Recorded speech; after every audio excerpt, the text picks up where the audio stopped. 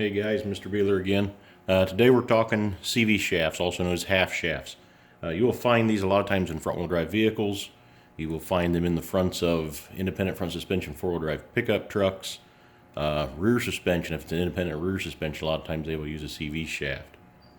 The CV shaft I have here today, I'm not sure what it's out of, is one that was donated to us. There is a inboard and an outboard part of the CV shaft. The outboard part is what allows, as you turn your wheels, it allows this to turn and still supply power to your wheel from the transmission. The inboard part of it is the part that actually pops into the transmission. I'll spin it back around here. Where this goes into the transmission, I'll pull it apart real quick. There is a snap ring, or kind of a spring lock ring. If you have to remove one of these from the vehicle, this is going to fight you sometimes. What you can do, you can use a pry bar between the transmission and the half shaft, and you can get in and you can pop it out, and it'll pop out of there. The inside of this one, they're different than the outboard part. They use these rollers. This allows us to have in and out movement as the suspension travels, and this moves in an arc. As the suspension moves in an arc, it allows everything to move. It's going to get shorter or longer as the suspension moves. There's also a boot. Now the boot, its primary job is to keep the grease in and the dirt out. If you're doing a service on a vehicle and you see a boot that's ripped or torn, dirt has got inside of that boot. The dirt inside there is going to cause damage to these components. Yes, you can buy just boots and put boots on a CV shaft, but for the cost, it's usually in your best interest to replace the whole shaft. A lot of times you can buy these $60, usually remanufactured. A boot's going to cost you 15 to 20 bucks, plus the labor time you'd have taking it apart and putting the boot on. And then you still don't know how long was that boot torn, how much dirt got inside of it, is it damaged. Something to also consider on the inboard side of the CV shaft is your transmission seal. If you have this out and that seal looks like it's leaking, it's an opportune time to change that seal.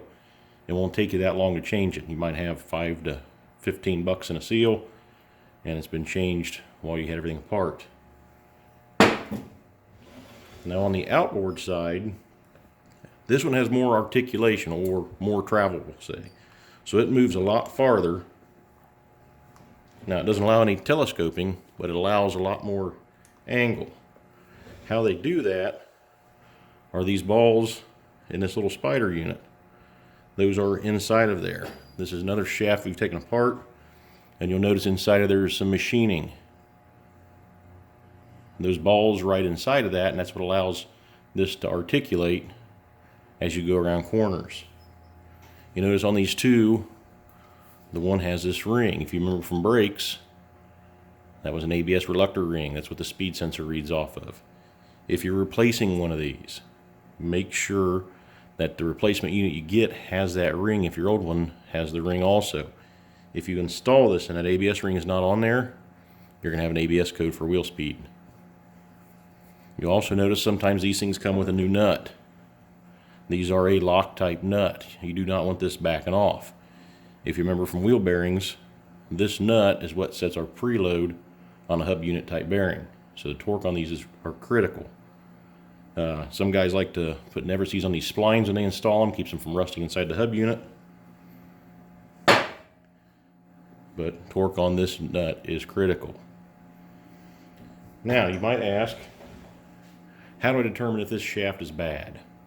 When you drive the vehicle, you might experience clicking going around corners. You can hear a pop, pop, pop, pop, or a light clicking sound.